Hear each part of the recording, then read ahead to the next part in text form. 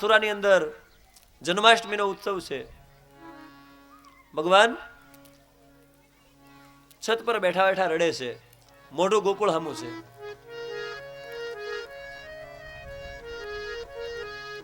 માતા દેવકી આવે છે, લાલન ભોજન કરી લો.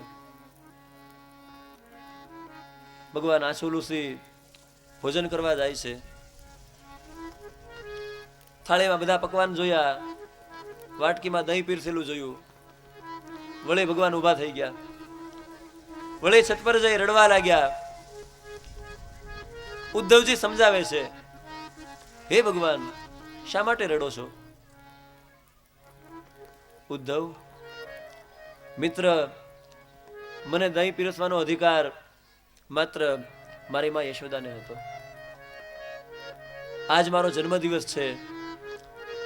ગોકુળમાં લોકો કેવા